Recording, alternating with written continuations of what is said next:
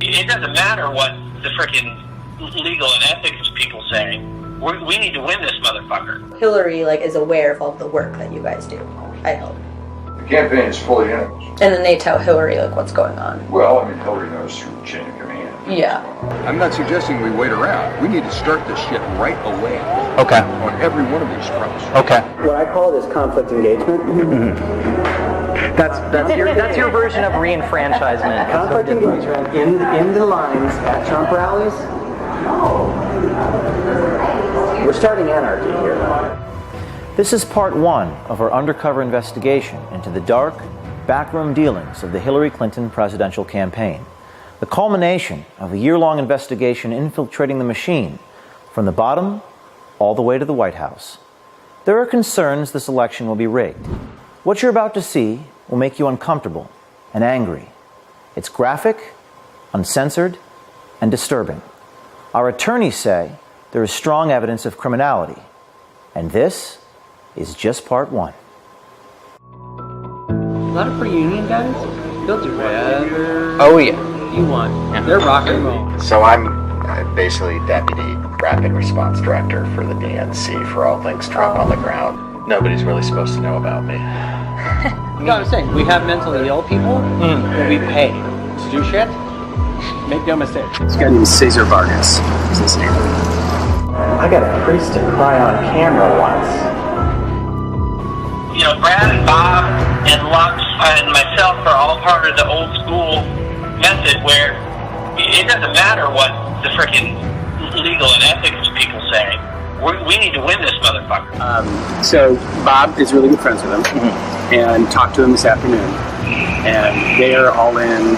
If we can get 25 grand, they're all in. There is a narrative that supporters at Trump rallies are violent and dangerous, looking to beat up protesters who don't agree with them. But our undercover investigation into the Hillary Clinton Democratic Party machine reveals a very different story. If you're there and you're protesting and you do these actions, you will be attacked at Trump rallies. That's what we know. So that's part of the process of eliciting the reaction. The whole point of it is we know that Trump's people will freak the fuck out. His security team will freak out, and his supporters will lose their shit. This is Scott Fogle. He is the National Field Director for Americans United for Change. He used to work for People for the American Way, an organization funded by George Soros. He also has his own company called the Fogle Group. He is one of the dark operatives for the Clinton campaign. We are contracted directly with the DNC and the campaign, both. Yeah. I am contracted to him, but I answer to the head of special events for the DNC and the head of the special events and political for the campaign. The campaign pays DNC, DNC pays Democracy Partners pays the Fogle Group, the Fogle Group goes and executes the shit on the ground. Democracy Partners is a private political consulting company with deep ties to Hillary Clinton, Barack Obama's White House, and the Democratic National Committee. We are the primary mechanism as a team. Democracy Partners is the tip of the spear on this. Wherever Trump and Pence are going to be, we have events. Okay. And we have a whole team across the country that does that. Both consultants and people from the Democratic Party and the Democratic Party apparatus and people from the campaign, the Clinton campaign. My role with the campaign is to manage all that. Bob Creamer is Democracy Partners. He is the husband of Jan Schakowsky, a Democratic congresswoman from Chicago, and in 2005 he pled guilty to tax violations and bank fraud. He was convicted and sentenced to 5 months in prison and 11 months of house arrest. He founded Democracy Partners in 2011. Just for a little orientation, Democracy Partners is kind of a group practice of a variety of consultants that do essentially a wide variety of different kinds of political consulting. I work with Bob Creamer one-to-one all the time. I'm the white hat. Democracy Partners is kind of the dark hat. Bob Creamer is diabolical, and I love him for it. Yeah. This investigation has revealed compelling evidence of a dark money conspiracy, a violation of federal campaign coordination laws between Hillary Clinton's campaign, Priorities USA, Hillary's super PAC, and the Democratic National Committee. We have a quick deliverable that we have to deliver every day for our groups of clients who are involved in these projects. AUFC, A4C, which is Alliance for Change, Alliance for Retired Americans, which is part of AFL-CIO. They're one of our partners on the AUFC stuff for social security. Depends on the issue. And then there's the DNC and the campaigns and priorities. Priorities is a big part of this too. The campaigns and DNC cannot coordinate with priorities, but I guarantee you that the people who run the super PACs all talk to each other, and we and a few other people are the hubs of that communication. Like, so you're kind of like intermediaries between the super PACs and the DNC, but they can, the DNC, they can't talk to each other. Okay. But you guys are kind of like... We're consultants, so we're not the official entity. And so those conversations can be had between consultants who are working for different parts. Yeah. Okay. That's why there's Bob, who's the primary there, and I'm a sub to him, and I'm also primary to AUFC separately. That's why. So there's like a Morse code between the DNC and the super PACs. It's less of a Morse code than it is a text conversation that never ends. It's like that. It's kind of like an ongoing Pony Express.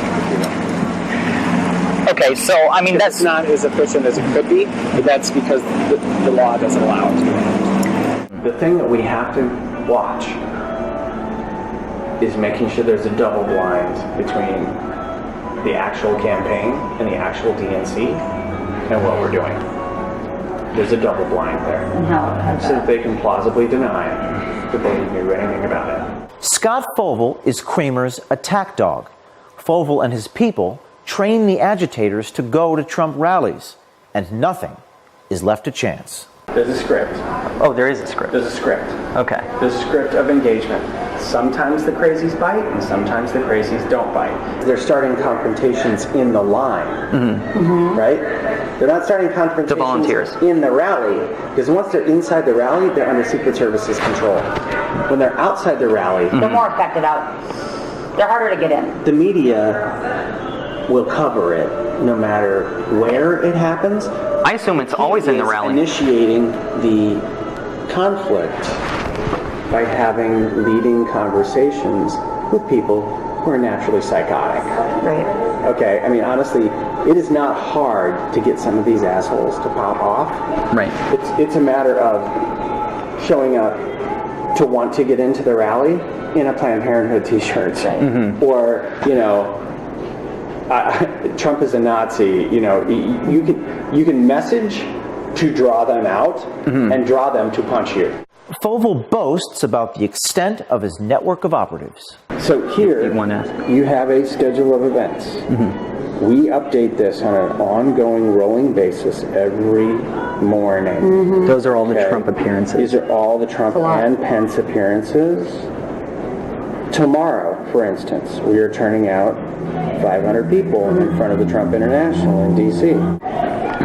We have to have people prepared to go wherever these events are, which means we have to have a central kind of agitator training. Yep. Now, we have a built-in group of people in New York who do this. Okay. We have a built-in group of people in D.C. who do this. I was going to say, are they localized? We have a group of people in Vegas. We have a group of people in Colorado. We have a group of people in Minneapolis. So I'm basically Deputy Rapid Response Director for the DNC for all things Trump on the ground. This guy is Aaron Black. He works full-time for Kramer at Democracy Partners.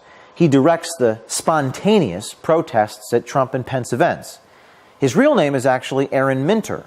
We don't know why he uses the name Black. Nobody's really supposed to know about me.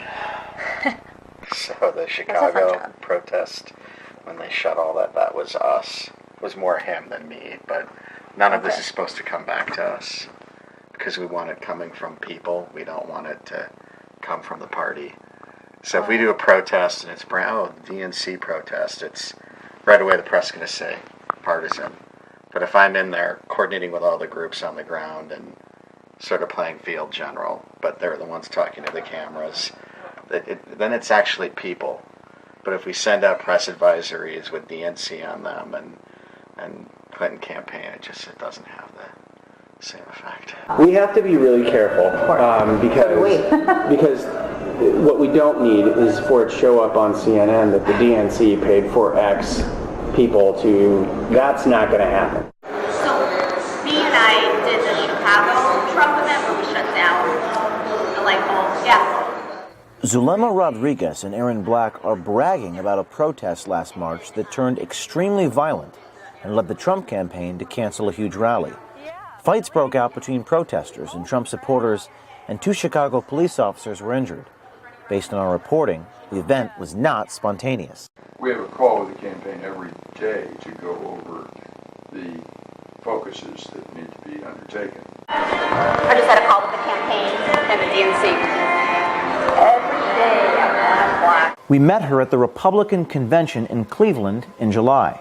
And then we also did the Arizona one where we shut the highway down. Yeah, really? Yeah. This Clinton dark machine is also prepared for the fallout from the violence they foment at the Trump rallies and other demonstrations. Because the one thing I'm never going to do is have some kid get punched out at a rally and then not have his doctor bill and his legal bill, if he gets arrested, pay for it.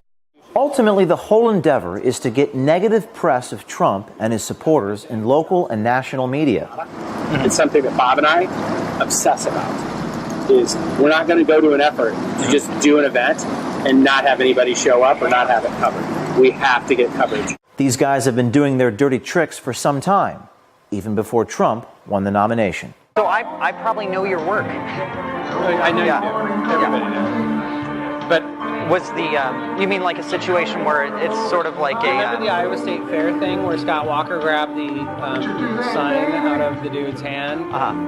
And then the dude gets kind of roughed up right in front of the stage right there on camera? Yeah. That was all us. The guy who got roughed up is my counterpart who works for Bob. And that was like storyboarded, that him getting roughed up, or scenarioed it. So you like lent yourselves to that situation, and it happened. We not it was only a self-fulfilling prophecy. We planted multiple people in that front area around him and in the back to make sure there wasn't just a action that happened up front. There was also a reaction that happened out back. Remember this woman? Her name is Shirley Teeter. She is a 69-year-old sufferer of COPD.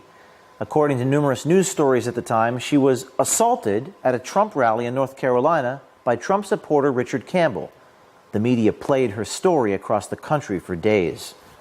She was one of our activists. She was one of your activists who had been trained up to bird dogs. Yes.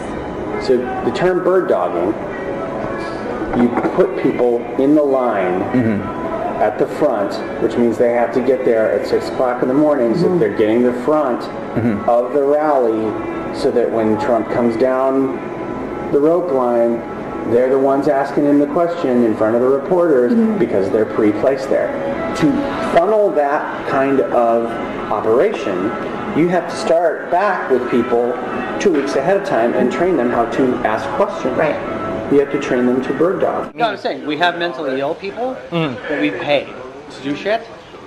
Make no mistake. Over the last 20 years, I've paid off a few homeless guys to do some crazy stuff, and I've also taken them for dinner, and I've also made sure they had a hotel and a shower, and I put them in a program. Like, I've done that, but the reality is a lot of, especially in our union guys, a lot of per-union guys, they'll do whatever you want. Yeah. They're rock and roll. When I need to get something done in Arkansas, the first guy I call is the head of the AFL-CIO down there, because he will say, what do you need? And I will say, I need a guy who will do this and this, and they find that guy.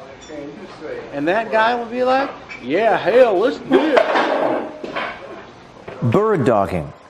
Bird dogging. It's a word we had not heard until we got into this investigation. But when we checked the WikiLeaks Clinton emails, we found references to the term in emails to and from the campaign. This is a chain where Clinton campaign manager Robbie Mook suggests it might be a tactic to employ to shore up support with Hispanic voters. After our report, they may also need some help with the people in Iowa and Wisconsin. So I have to be really honest. Iowa is a difficult case because it's a 50-50 state, and honestly, half the state is racist as fuck. I came home last night and really I was upset because that's not the way I was raised, and that's not the Iowa that I grew up in, but you kind of have to accept that that's the way it is. Now, it's not who you are, but that's what the state is. Right. Wisconsin is just as bad. Okay. I'm Hillary Clinton, and I approve this message. Corruption. As you can see, it's alive and well in our country, and you're paying for it.